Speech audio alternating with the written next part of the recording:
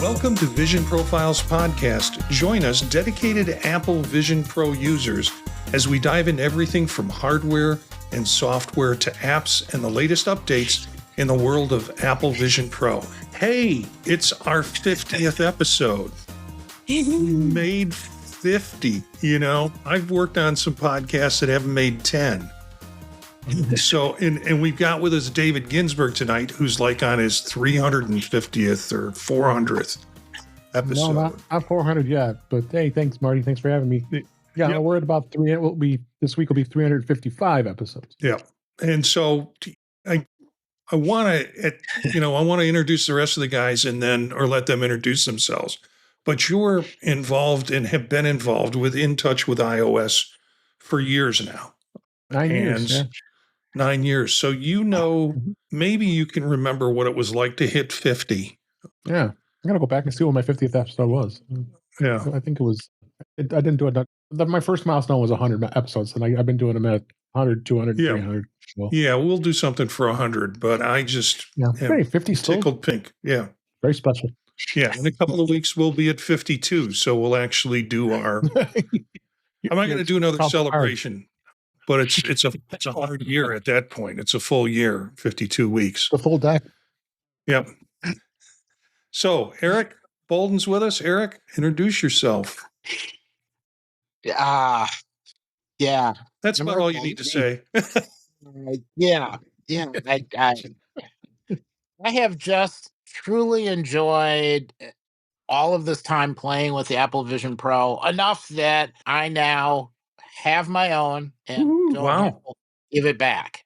So nice. This has been a big week. Did you pay off the investors, or is that? No, it was cheaper to buy a second one. Okay. So I did the eBay, got a second unit. It shipped. It actually has more memory than the one I use. But since I built my whole profile thing out before I got some dental work, I'm keeping that profile, and so I gave the other one away. So in virtual space, I don't have a hole in my head. Well, at least not my mouse. Daniel, thanks for joining us tonight. And you've been kind of with us every other week now for probably at least 20 shows, maybe. Yeah, I was just thinking I maybe need like a little counter behind me and maybe just increment it every time. Yeah. You bring some great stuff in terms of kind of knowing the programming and the production part of how to get software to market and things like that with your experience and background. So that's always a pleasant way, and you always bring some interesting ideas. David Ginsburg is with us tonight, as we've mentioned, and he has gotten a Vision Pro and is kind of fallen into the deep end with me about it.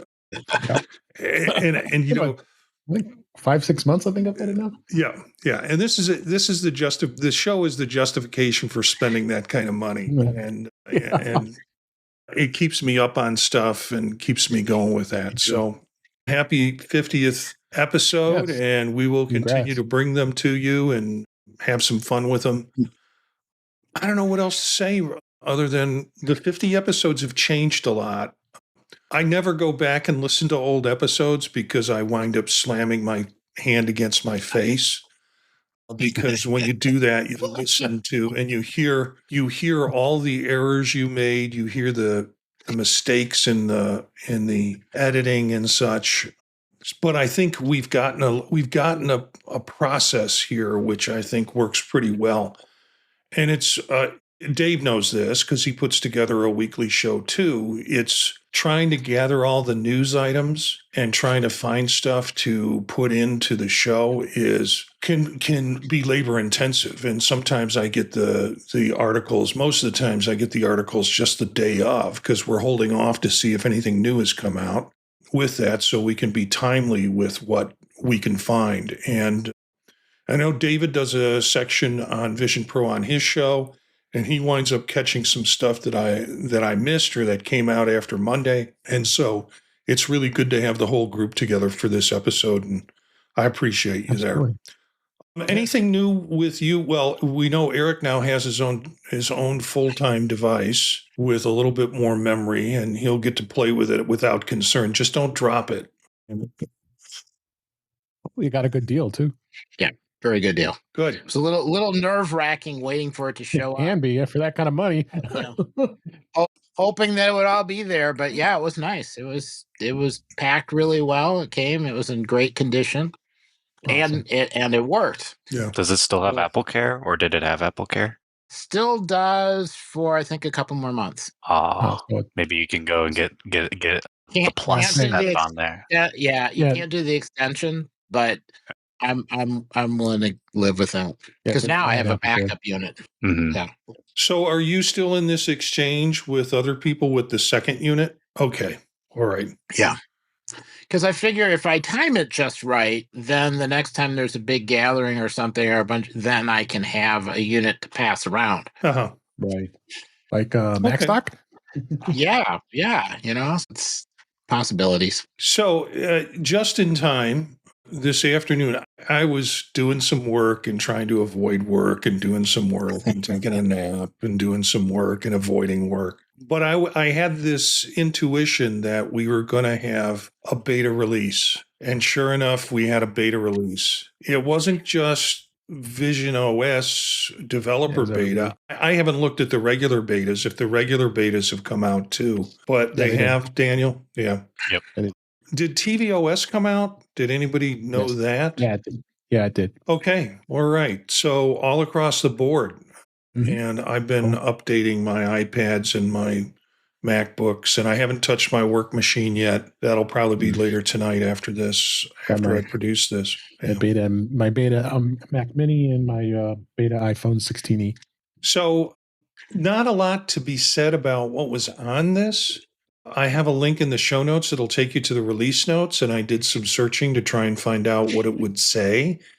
And basically it's like, if you're a developer, this little edition, encourage them to update the edition and they can test their apps on the new beta. It's got some system enhancements, probably, although not detailed, with some performance optimizations and probably bug fixes, although I noticed there still is a bug that you can't play music from Amazon Music on it. It doesn't seem to connect well with it. Surprise, surprise. And then, the other piece is, if you're going to do this, don't do it on your primary device. It's not ready for prime time, although we do it because we know we can always wipe it clean and do it all over, and it's not going to be a work risk for me. Yeah. And maybe for David, but for Eric, I think it is, because he uses this for a lot of work. But he's got a second device now to fall back on. And Daniel, I presume, do you do yours? Do you use yours for work? Yeah, I'm a bit of a daredevil. But I'm not going to make the mistake of doing the update, at least at the beginning of my day on a Monday. I'm not that insane. Well, you're lucky they don't come out till the afternoon. So, yeah. But basically, the importance of that developer feedback on these things during the beta phase is really helpful to define the final product. And I really think, David, what do you think? Are we getting too close to 3.0? You would, I would anticipate we are. What are we, about 2 months away, from a little less than 2 months away from WWDC 25? So yeah, I think we got to be close here. I've lived on the edge since the beginning. I was with you because the Vision Pro isn't a quote unquote primary device, and I'm willing to forego it. I won't do it on my daily driver iPhone, but I was happy to do it. So I've been running beta since day one, since I've got it. So. But no, I think it is going to be here soon, and I'm really excited to find out what they're going to offer on it, because there's some things that this thing can do and we can't even do yet. Honestly, there's got to be anyway.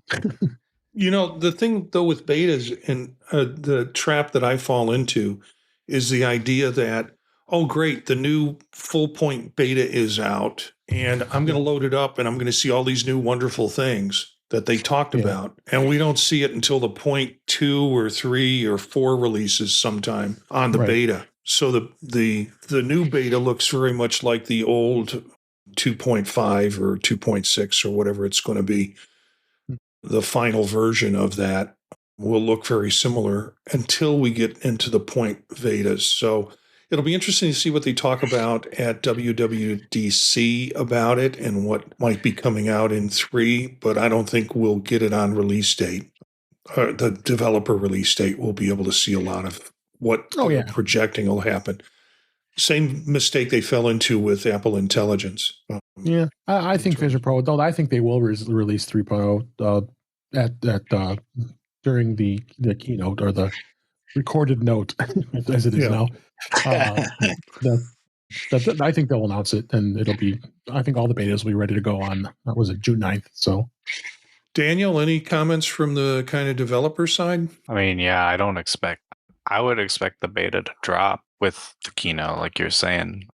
And I'm just hoping to see, I'm just hoping they expand upon, or rather actually implement the app intents, because I really want to see what they're going to do with that on the Vision Pro, or whether what devs will do with that with the Vision Pro.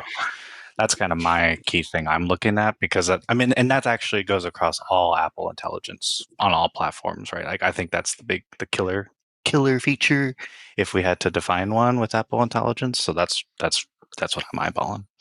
Well, I'm really glad Eric got his own Vision Pro to have for his own, because it's just in time for him to purchase a new one. According to all the rumors, by the end of the year, Eric will be looking for a new Vision Pro. And I searched for articles this week to talk about, and all it was the rumors around the new Vision Pro 2 or variations of such.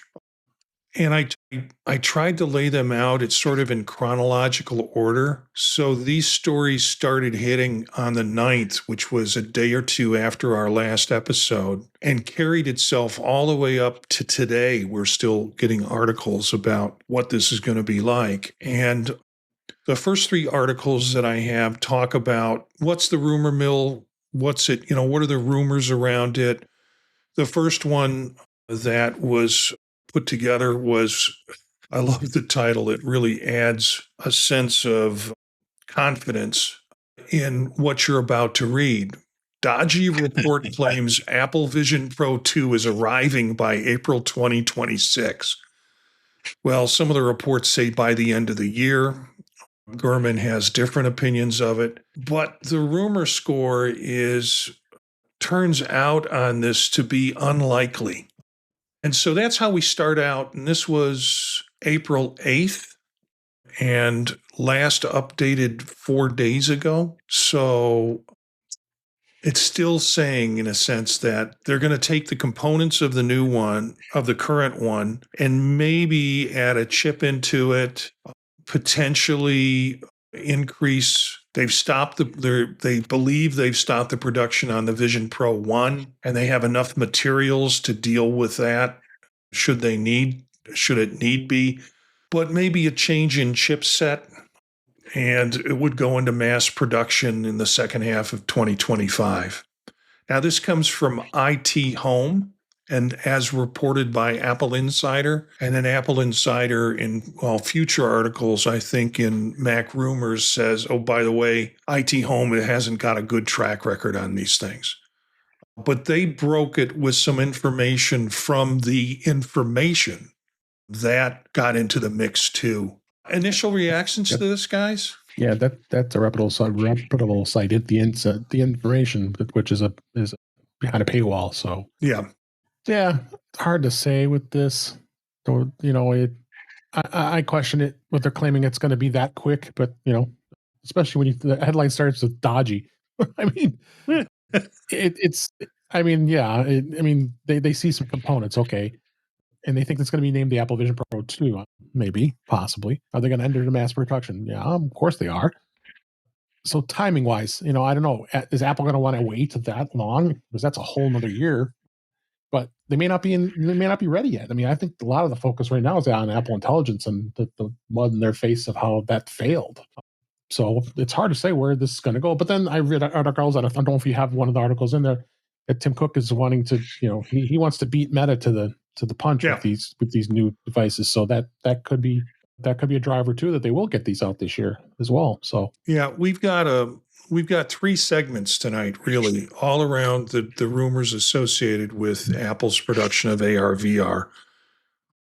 This one is just the kind of general rumor discussion, and like you said, the article starts off as dodgy in terms of discussing it, and then you have Vision Pro 2 may be in production ahead of launch later this year. So some discussion about that. This is from Mac Rumors, and it is writing and it's reporting on the Information's report. Gurman projected the device. Yeah. Yeah, because the paywall is so expensive for some of these things. Information is really expensive. Yeah. I'm really glad they pay the money for that. Yeah. But Gurman projected the device could launch between fall 2025 and spring 2026. I don't think the timeline that this thing has been out for, it'd be a 2-year cycle in the spring of 2026. And so it's quite possible that we'll see this come out in 2026 in the spring. I don't think they can ramp up production for fall, and it's not necessarily on the market or on the radar yet, which I think is interesting. Like, I agree with you, David. I think Apple's really busy right now to scramble to fix the AI stuff. And the earliest reports I've heard on that is maybe fall of this year that they'll have some of the S-Lady situation straightened out in terms of the contextual things with it. So, Daniel, Eric, anything more about this Vision Pro rumor? The only thing I can think of, and I'm going to preface it by a chip bump. Like, I can go here nor there on whether or not I think that's going to happen. But to explain a production run, if there is a production run going on, I feel like it could be being preemptive because tariffs potentially there too. And that I mean, didn't they just ship a big pallet of iPhones in a similar vein? And so maybe to make sure they have supply ready in case things in case the tariffs actually become real, because who knows? But that maybe expecting a surge of new devs coming in to the environment with whatever the big things will be for 3.0. I could see that. Yeah. Yeah, it's hard to tell though, especially within what we'll get to a little bit after is like this other device. I don't even. Yeah. So it could be even related to that, but that's a whole other thing. So what the other thing. Yeah, go ahead, Eric. I was going to say the other thing to think about is after the whole S-Lady, we're not going to do any demos because we don't have them problem. Perhaps they're going to put more real hardware in front of developers and letting them see something early or some variant early. But I think they're going to go for the distraction route, and we'll see a bunch of interface changes and interface updates and a bunch of changes and updates to the iPad to let them kind of update and fix some software and make things kind of look similar. And that'll be a distraction that'll get us well into next year before they actually have to ship a new Vision Pro. Yeah, I saw an interesting comment, and I didn't think about it till I read it. I don't know how you feel about it, but the comment was, leave it to Apple to focus on hardware and ignore all the problems with software. Like, one of the problems with Apple Vision Pro is we don't have any native apps built by Apple for the purpose and for the spatial aspects of Vision Pro. And then you also have third-party developers that are struggling to get things together. But yeah, they'll put out some new glasses before fixing the hardware or the software problems. So who knows? Next article I kind of want to share is interesting, and there's some implications for this, although they think this is probably most likely if we have a new device. And that is that the Vision Pro may be directly connected to the Mac.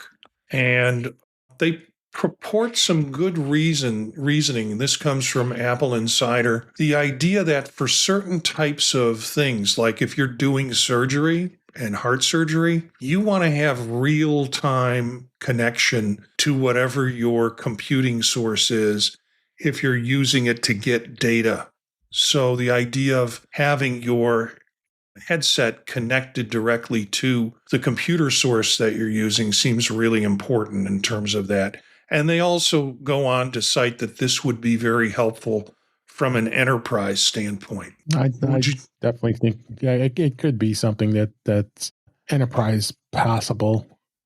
I can't give you a really good thought to where this would go. I don't know if anybody else has any thoughts on that. No, and I have a lot of problems with this idea because, like, I feel like a whole new SKU for this and segmenting them, like, and maybe I'm wrong here, but I don't. While Apple does play in enterprise and education and all that, I don't think they ever explicitly make a enterprise product. Like, no, they don't.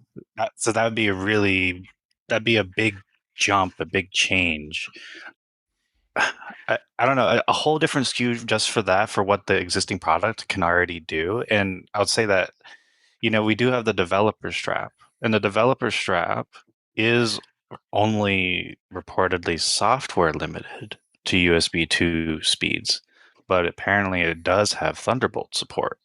So there's a argument to be had where you could just sell an additional, a dev strap that can do DisplayPort in or and out, because you can do out and do higher quality video capture out already with it. And maybe that, maybe it'll be a bundle for enterprise that comes with that, and it has DisplayPort in. That would be cool. I'd like to see that. I wouldn't mind having that as an option. Like, if I was just at my Mac and I could just plug in and power and video directly, that would be convenient. But to make a whole product for that, to make, like, I think of the existing VR industry, tons and tons of DisplayPort wired headsets, but you're doing VR games. I don't know. It just doesn't, none of this lines up to me. It doesn't make it more affordable. If anything, while maybe the dollar amount is cheaper, I don't feel like it's more worthwhile in terms of utility in the end. And so in some ways, it's maybe more expensive in some regard. I don't know. Because, like, what are you going to do with it then? It's just a Mac virtual display. Yeah, but that's not necessarily a bad thing. Like, say you were trying to do training with multiple people. You get 6, 8 people in a room, and they're all streaming wirelessly. Your bandwidth is gone.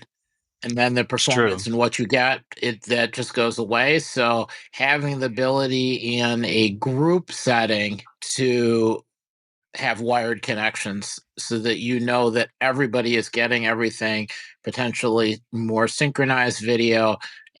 It always looks better if it's a higher resolution. If it has to drop to a lower resolution to let everybody get the video, then it doesn't look anywhere near as good. So I think supporting higher resolution and guaranteed bandwidth, that could be worth it. And if it's just a strap you have to replace, you wouldn't have to change anything else. You would just have a dedicated strap and maybe some changes on the Mac OS side to be able to stream. And I mean, we've already seen some of that with the software from last week for immersive video and being able to send immersive video out from a Mac to devices. So, I know that there's interest in training, teaching, and surgery techniques to be able to do the immersive video. And it's always a problem if you've got to broadcast it over Wi-Fi. Yeah. So let's say maybe the next device is not 2 separate devices, one for consumers and one for enterprise, but it could be that it has enterprise capability on the new device. Well, so yeah. I'm sorry to interrupt. I questioned this article, honestly. Mac Observer. I'm a little questionable. I went back to I'm still getting Gurman's newsletter. Surprisingly, they're not paying for it. So, I mean, I quote right here: "Is the idea is to create an ultra low latency system for streaming a user's Mac display on connecting to high-end enterprise applications. I mean, that sentence itself tells me that this isn't going to be an enterprise device. It's going to be something that it'll run enterprise applications. I mean, you're going to have a consumer level, and and that's it. A consumer level and enterprise level in one device. I don't think Apple wants to do the multiple devices, honestly. Well, and actually, when you say it like that too, it's like, wait, the enterprise application is going to be running on the Mac. So Yeah. what do you need the extra display bandwidth for? It's already sufficient. I mean, Exactly. having more would be good. Like, don't get me wrong, and then you don't have to do as much foveated rendering. But still, like the horsepower is on the Mac, doing the rest of the compute. So it's just a display link. Yeah. I mean, like, what's the point? But maybe, and I was thinking, maybe there's a way to interpret this is that it's not to be tethered to a Mac, but rather it's going to be tethered to a compute puck, which is an idea that's definitely kind of gained some popularity with. And I mean, if I have to have a tethered battery, I don't mind if we put the compute on that. I've come around to the idea of the puck over time. I was initially really against it, but now I've come around to it. So if I'm a company and I'm building rocket engines and I want to create a proprietary app that will utilize spatial computing and Vision Pro, I can create a proprietary app that's run on my company computers or within my network, and people can plug in this Vision Pro 2 because it has the ability to connect and permissions to be able to run that app versus popping that app somewhere in the internet for people to be able to grab and use. I can see the sense of it, but I can also see, okay, so this is another added little thing that we could put on Vision Pro 2, and it goes to both consumers and enterprise, but it's going to have more meaning. That aspect's going to have more meaning to enterprise. Well, he also gives an example here about, the fact that some customers are already using the Vision Pro for things like viewing images during surgery or flight simulators. Right. Those are both areas that are going to need the least amount of lag as possible, especially surgery. So that really can't be really guaranteed, like he says in his newsletter this week, that by a fully wireless system. So you can't depend on that, especially surgeries and in the healthcare industry. I know the healthcare industry is going bonkers with the Vision Pro right now and trying to look for ways to be able to apply this to any of the things that they could use, especially surgeries and X-rays and looking at MRIs and all those things that'll be make it so much easier than having you watch the doctor looking at a screen and trying to figure it out, and to have a Vision Pro for this to enhance that experience and help their patients is huge. So I'm going back and I'm looking at the articles that I have, and there are a ton of them that are talking about, and this is all under components. So if you're looking at the show notes in the post in this, if you're looking at it in the podcast version or the video version of it, all of these links are in there for you to follow up. But a lot of them under the components section are all about having two versions, I'm going to say, or a Vision Pro 2 that serves two purposes. And they're talking about it's being wired or not being wired, and enterprise and consumer grade with the upgrade in a chip and the kinds of things that you might see with it. I'm going to ask you a question, and I know your answers are going to be, it depends. Would you get a Vision Pro 2? It's going to be hard for me to do that. Resale value on the Vision Pro, where will that be? I don't want to get a huge hit on that. Although I've done plenty of times trading in Macs and iPhones, and in fact, I just did an iPhone and got $500 credit for being with the carrier, but not going to get that. I mean, it'll all depend. Yeah, I mean, do I want one? Oh, well, 100%. Can I get one? It's going to be another story, but who knows? Resale, save my penny. David. You don't want a wall like the one behind me where it'll have old versions of AR VR headsets like human skulls. I've already got the iPhone one behind me, so that's my wall. So, and I always go, I had that one. I had that one. Yeah, had versus I currently have. It's right there hanging on the wall. So, Eric, you said yes. I heard you say yes right away. Absolutely. All right. I already started budgeting for it, which is why I'm hoping it's next year sometime and not this fall, because I need that extra time.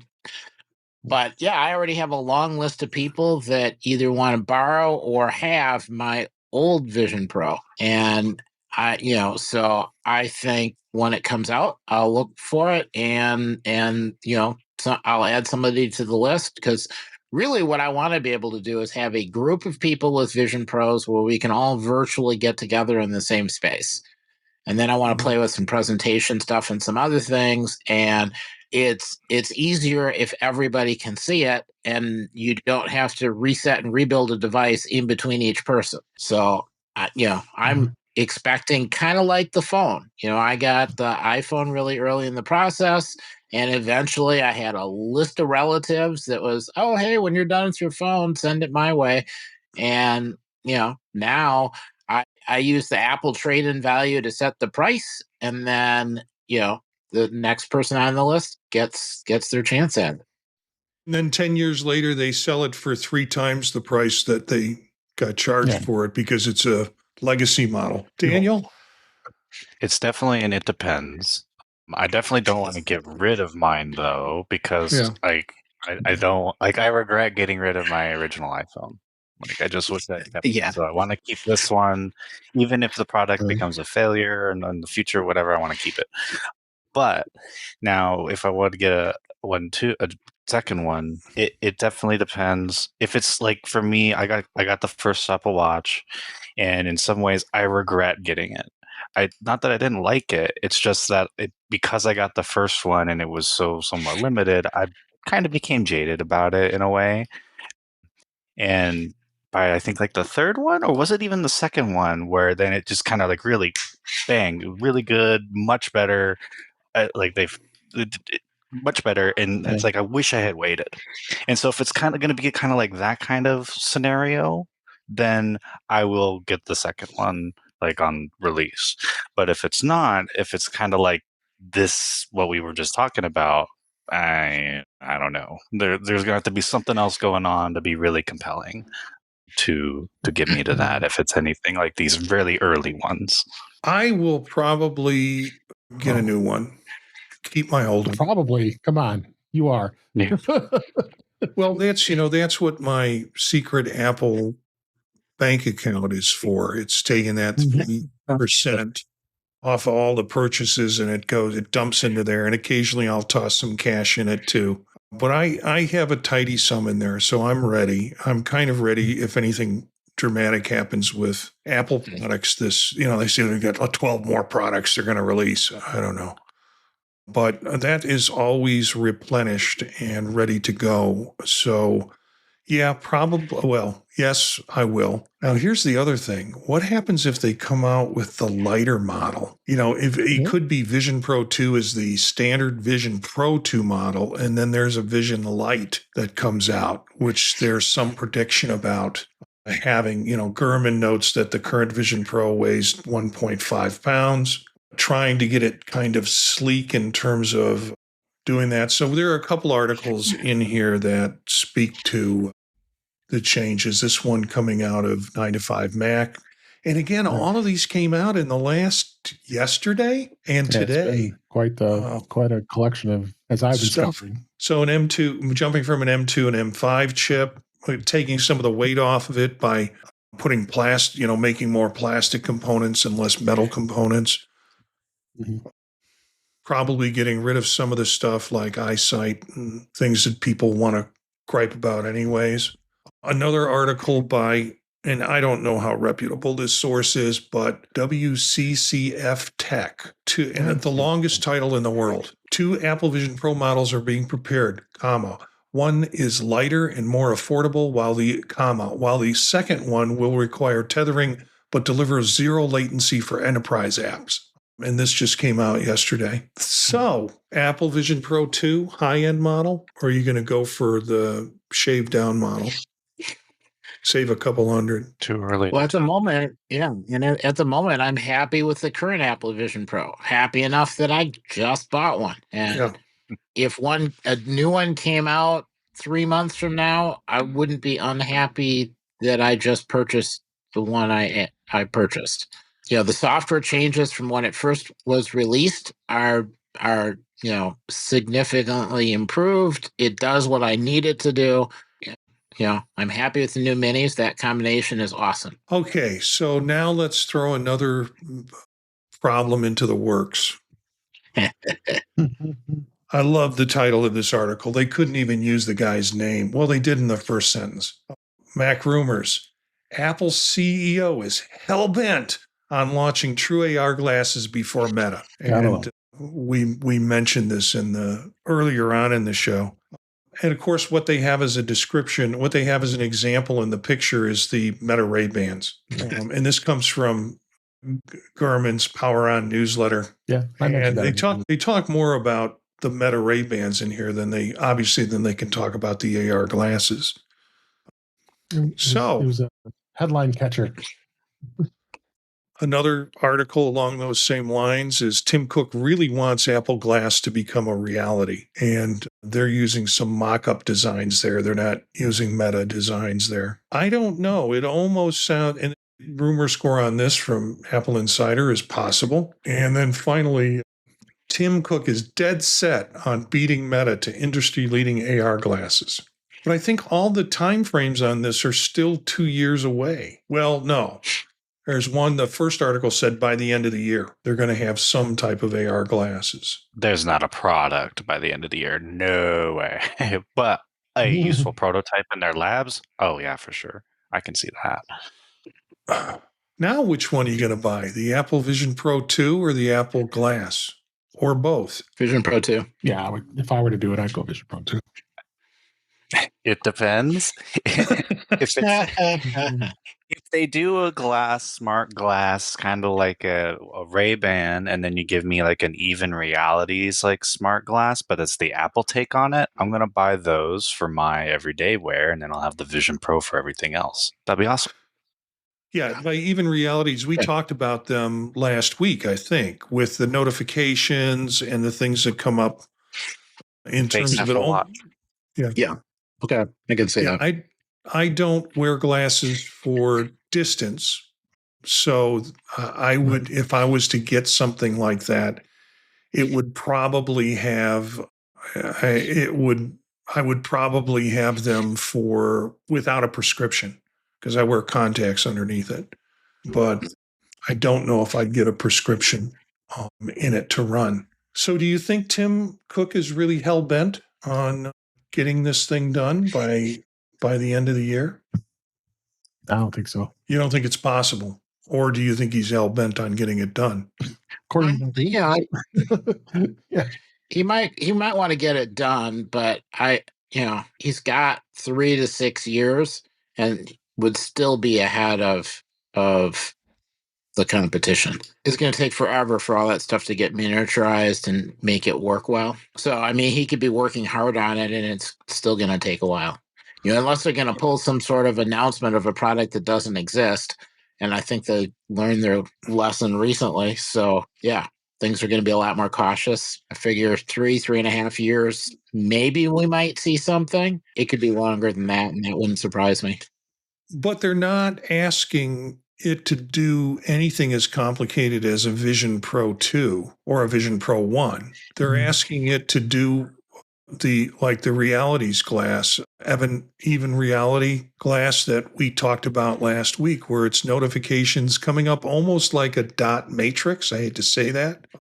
A green, like the old green monitor dot matrix screen coming up, similar to what was with Google Glass 6 to 10 years ago, what they had, but so I don't think the technology is going to be try to miniaturize everything in the Vision Pro 2 and put it in this AR glass or Apple Glass, if you want to call it that. I think the technology, to a greater degree, is already there. Questions about tethered, untethered. Yeah, I think what Daniel said earlier, basically, how do you get a watch on your eyeball? Yeah. Makes sense. And it's I think the stuff is there that you probably could get it to work, but making it work well and figuring out where to build it, that's going to be at least 3 years. Yeah. And frankly, how to produce it is probably the biggest issue. Do you guys see the article recently that there was some internal discussion about, or came out that the AI, like the Apple Intelligence stuff, like the internal teams have been kind of called aimless, and which is hilarious and scathing. I can smell that smoke from here. But you kind of have that going on. Apple Intelligence. If there's any recent Apple product that's a flop, it's Apple Intelligence. I hate to say. So I if don't you have think we stuff go like through that a show going with on- Daniel. I don't think we go through a show without you reminding us of that. That's so fair. That's very fair. But you have kind of that going on. A lot of criticism about the Vision line, and there already was, like, despite public opinion, there was internally too. And if there's maybe anything I could see him being hell bent on, is at least getting everybody all on the right track to see, and I'm going to say it, the vision, not just about the Vision lineup and AI stuff, but like getting that on the right path. So it seems like they're all kind of floundering a bit internally. Yeah, I put that article in our private chat, so I found it. It was in Mac Rumors. Yeah. Yeah, I saw that coming up in Mac Rumors too, about the fights and battles over the internal stuff that's going on, which is interesting. So the last thing is from David. And I will share screen this because it's sort of stupid Vision Pro tricks. Yeah.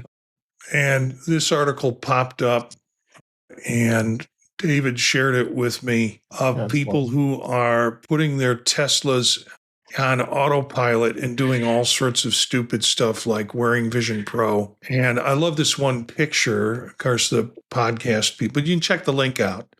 A person sleeping in the back seat of their car. God, that scared the hell out of me. I couldn't do it. God, I wish that was the reality, though. God, that'd be awesome.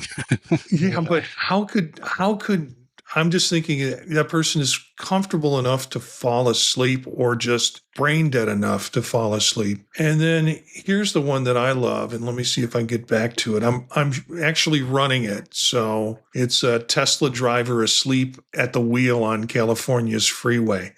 And the guy's shooting from his phone over to look at the next Tesla driver whose head is kind of slumped to the side. So who knows if they're asleep or they had a major coronary or what created the problem. But that's the stupid stuff people do in headsets and in Teslas. Any comments, folks? Daniel, you wouldn't do it, or you wish you could do it? I mean, I wish I could do it. If I felt comfortable. And like, would you drive with the Vision Pro on? Yeah. Yeah, you've got pass through and you've got a limited field of vision, a little bit, your peripheral vision is a little bit tight, but yeah, don't do it. I got the feeling people who were driving in automated cars were either working or watching a movie while they were being transported on a Tesla by a Tesla on autopilot. Well, Tesla's Cybertrucks, they're all out of my price range anyway. So every time I look at one drive past me, I cringe. I think I hate that thing. Park next to one, like, oh my God, this thing is just hideous. It's taking pictures of you while you're getting out of your car. Yeah. It just makes me nervous being near a vehicle that might throw pieces of itself at me. Yeah, there you go. Yeah, and if you're driving on the California Expressway, you have drivers who will throw pieces of stuff at you while you're driving. You don't need the vehicle to do it. So we'll try and keep up with those articles. And I actually texted stupid things people do in Vision Pro, trying to find some other articles. So I'll try and keep on top of that. So finally, I guess we move to... Is that a dare? Do we have to then come up with something stupid to do? No, I am not suggesting in order to get our attention that you do something stupid with a Vision Pro and then film it and send it to us. No, not suggesting that at all. Do not. And I thought maybe I could get you to go water skiing with your Vision Pro on it. I'd film that. First of all, you'd have to get me to water ski. I'm a big guy, and as you get older, your balance really sucks. So I got the feeling I wouldn't be successful at water skiing with or without the Vision Pro on my head, let alone dunking the thing in and submerging it all the time. Yeah, I'll tell you what, I'll borrow your Vision Pro, and There you go. you can take pictures of water skiing. All right, let's move into apps if we can do that. And I found a couple, actually, I found these through Reddit. I was just going through Reddit and people were announcing new apps because when I went to the Apple store to look at new apps or what they said were what's new or what's hot or what's trending, all of those we've already talked about. So for folks who are on Reddit, people were kind of posting examples of their apps and what they've done new with it. And so I went ahead and got a couple of these. The first one being Brain Experiment. It's only for Vision Pro. I always like those kind of apps. And these are some of the screenshots from it. The concept here with this is the concept in most of those brain training types of apps that you can get for your iPhone or for your iPad, that if you train your brain and practice it regularly, you exercise it, you create 700 neurons a day. Of course, I'm probably losing about 10,000 a day, but every little bit helps. And there's not a lot of screenshots on this because you're looking at one of the foundational parts of it, which is a maze. And it's free, but it offers in-app purchases. And the in-app purchases basically are $2.99 a month or $29 for lifetime. And I think you have more and more complicated mazes as the time goes on, but you're doing a combination of things. You're trying to find the shortest point between different items in the maze. It starts out first with a, box breathing where you're looking at the sunlight, the sun, stare directly into the sun. And, the sun expands and contracts. And, it does the box breathing, which gets you ready to kind of do these exercises. And I've been through a couple of mazes with it. It's fascinating enough to try and do. And I am kind of thinking, yeah, if I'm going to drop some money, I'll drop some money on this and play with it because it doesn't make me sick. It's very simple in terms of structure. It's not really high res kind of looking things, but it's entertaining enough to get me to kind of in my head remember where things are and move around the maze to get them in the least amount of steps. And then going up to the top, you can see some steps that lead out of the maze and take you to the top to sit in the king's chair. So once you complete the task, you go up to the top, you sit in the king's chair, and it counts up the number of steps you took and what items you were able to get with each task. So kind of lightweight fun for lightweight people like me in terms of, and supposedly brain exercising. Have you tried any of these either on iPhone, iPad? Do you do any of that brain exercise stuff, guys? I haven't tried it. I don't like to exercise my brain. However, I did do this app. Okay. So the motion on it is good. I didn't feel sick at all. It moved around, not totally fond of all of the puzzles. They sort of made sense. And I, managed to stumble around. There's a couple spots where you get a map to kind of help you. So yeah, it's not my favorite app, but it seemed to be done very well. Well, kudos to the developers.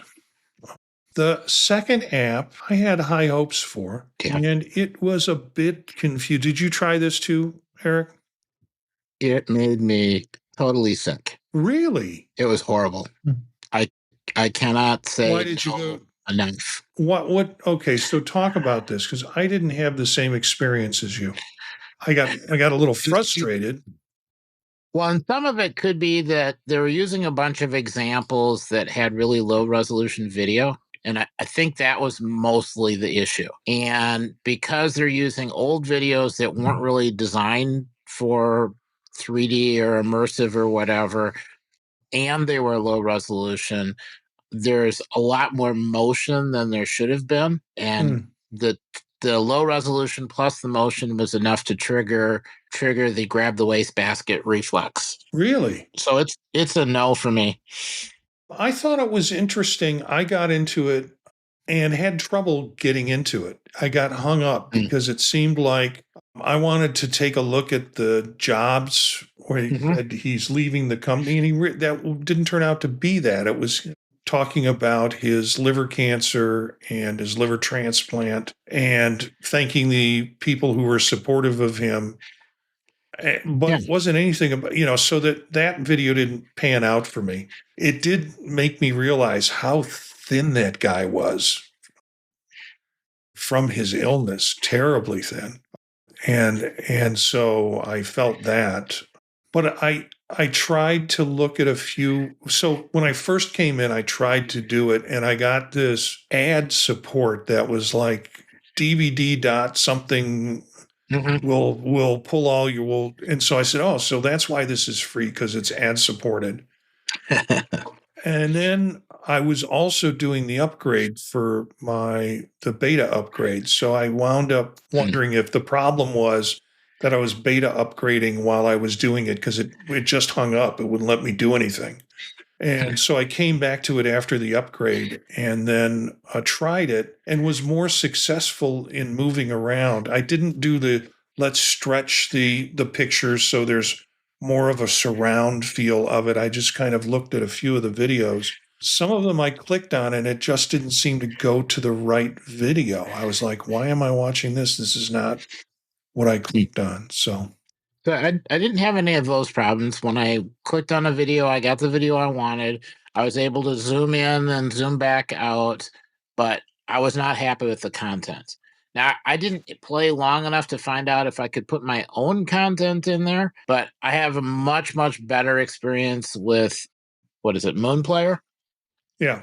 That works really well. I could put my own content in it, and you could take 2D and show it as 3D, and it scales and so on. So I think I would pick that instead. Maybe after they work with it a little bit, they'll pick a couple different examples. It kind of oversold itself on the experience you were going to get, and that kind of wasn't helpful for me. Yeah, I'm looking at the pitch that they have within the app talking about it, and it's on the app page. And it's a next generation video app that delivers deeply immersive experiences through spatial 3D videos. Dive into the curated selection of stunning 3D content. This feels like this was written by AI. That's okay. I don't know people who talk like that. And the emotion of each scene, designed with a sleek, intuitive interface, Para invites you to explore the future of visual storytelling. I mean, it's a noble thought. It did not deliver on that, and now I will say that it is frustrating to get really high resolution immersive videos, because it takes a while to actually get them, and sometimes I'm not patient enough to wait for the whole download on my network speed. And this, I could go through several different videos, and it was fast. It started fast, but not enough resolution to at all meet anything in that paragraph. Yeah, I'm not seeing any. I mean, it's brand new, so I wouldn't expect to see any updates at this point. But it'll be interesting to see in a month or two. So, it's free, so it's not costing me anything. I'll keep it on my Vision Pro, and as I poke around trying to remember what apps do that I put on there, because I've got like 10 pages of apps, and I poke around, I'll poke into this thing again in a couple of months and see if there are any significant changes in terms of it. I know you've been a big fan of Moon Player for quite some time in terms of your kind of app of choice with that. I'm a big fan of Lens, which I think is a great streaming app, sort of put all your streaming opportunities in that app and run it from one app, which is pretty cool. And I think they just did I just got charged for a yearly update on them. So apparently I've had it for a year with Lens. I think that's all we've got for tonight, folks. One more thing I was just going to quick add. Okay. And that is Spatial Gallery. Everyone who opens up Spatial Gallery gets the same content. So the one benefit is that you can discuss an example and everybody can go look at it. So I went looking at a bunch of the different Apple example videos. So there's an Apple Music one with Kelsia Ballerini. Yeah. Mhm. If you take that video and you bring it close and you watch it, you get the effect of looking through a window into an interview studio. If you take that window, grab it, and then push it out so it's, out near your wall, then it's like you're sitting at the table watching the interview happen in front of you. So you're part of it. Very neat effect. And not all of the videos allow that. Most of the Apple ones do. So there was, what is it called? Well, can't read my writing. Platone, something with a P. At any rate, that one, again, it was two people in the middle of a street. And if you bring the window close to you, it looks like you're sitting on a bus, looking through the bus window at two people on the street talking. If you push it out a little bit, then it looks like you're standing on the sidewalk just down the street from the two people, watching them have a conversation. So you're right there. And I think as we see more and more of the filming going on, having the ability to, just by pushing the screen away a little bit or bringing it close, you can have a very intimate, you're part of the scene, or you get to watch the scene. And that's a really cool effect. And I'm really enjoying that and hoping that a lot more videographers use that technique. And so then there was another one, King of the Loop. I think that's what it was. No, King of the Coop with a rooster. So scroll through until you get the head of a rooster. That one was filmed just a little too close.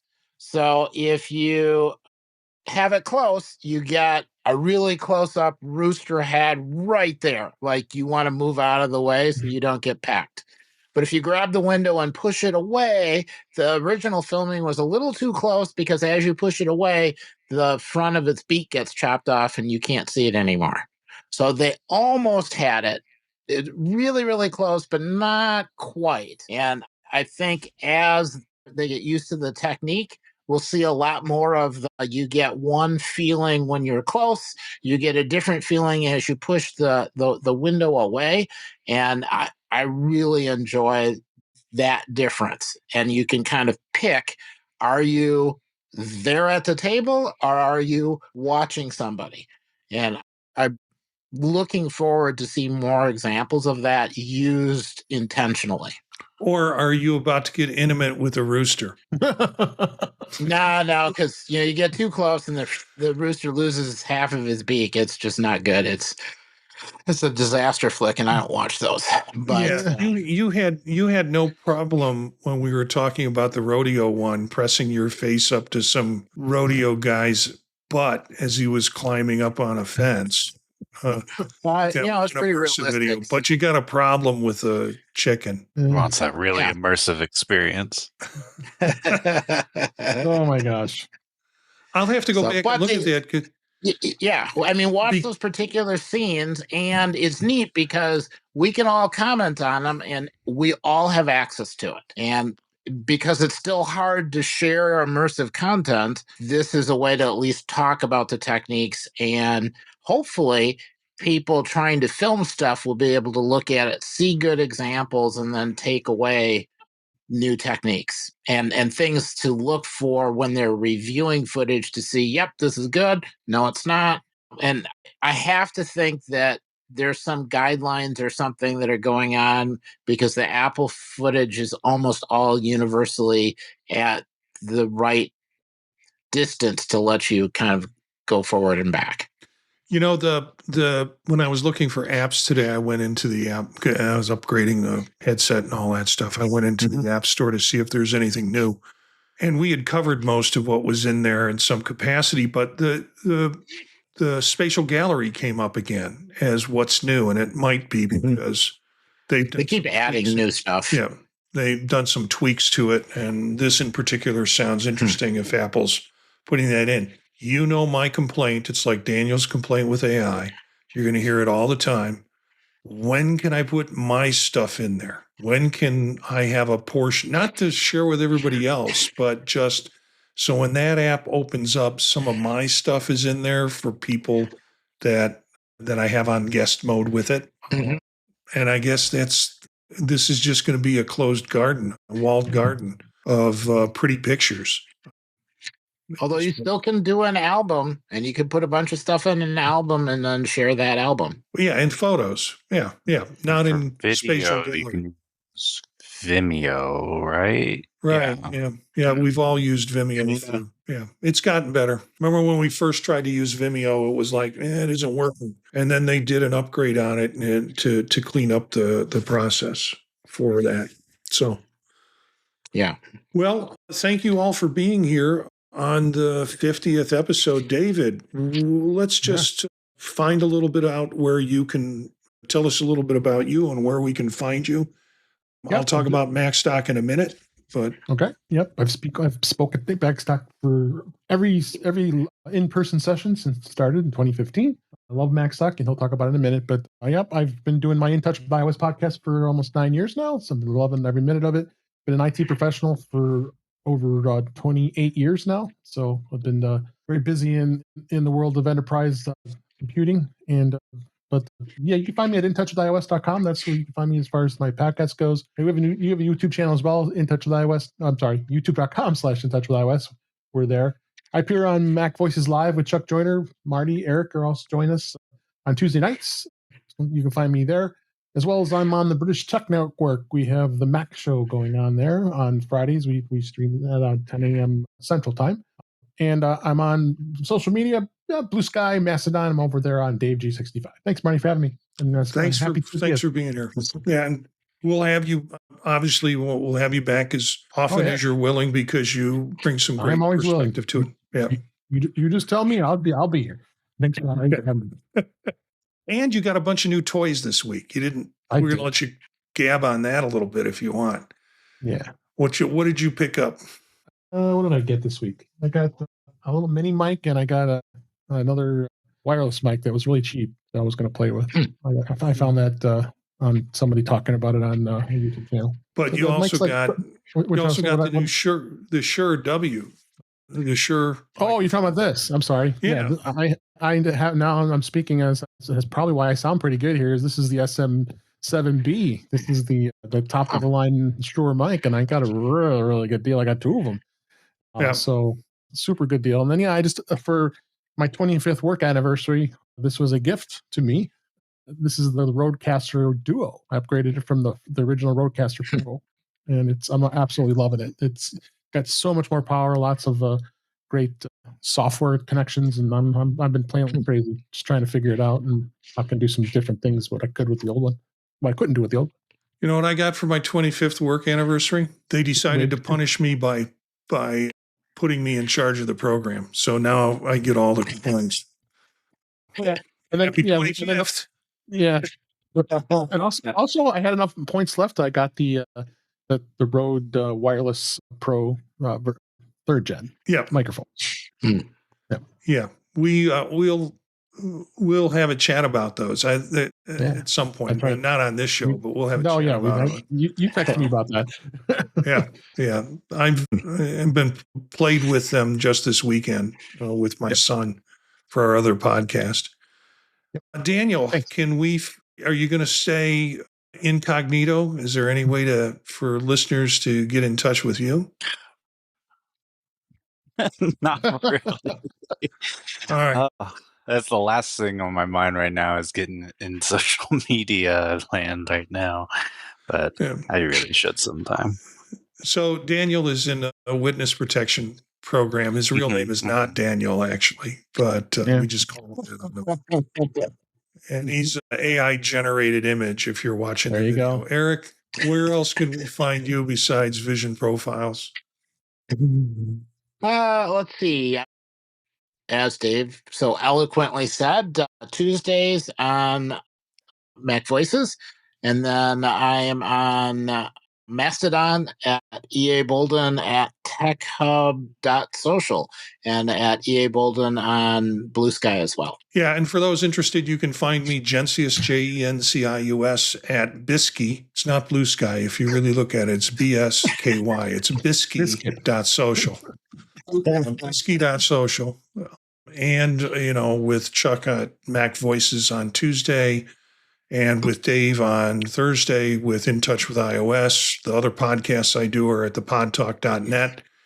And I've been dropping in every once in a while in the Mac. They've been kind enough to let me be on the Mac show. And, but see, I think that's podtalk.net. Dave's holding up a glass cleaner that I gave out at the last Mac Stock. And we have other toys planned for this year at Mac Stock. But one of those shows just is not running anymore. So those are Circular Firing Squad. That's right. No, Circular Firing Squad still runs about every couple of weeks. But the Tech Savvy Professor. Tech Savvy Professor, my other partner, has kind of gone silent on me. Busy. He hasn't gone silent, but he's not offering times to record. So that's been difficult.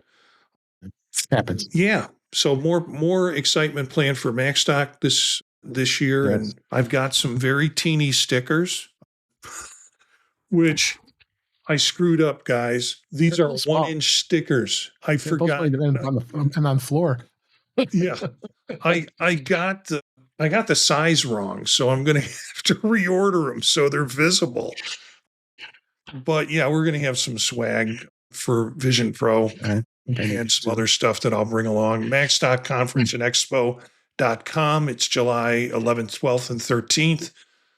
You can register at MacStockConferenceandExpo.com. You'll find out more about Mike is rolling out who the speakers are and he'll roll out the topics, I'm sure, at some point soon as he works on a schedule.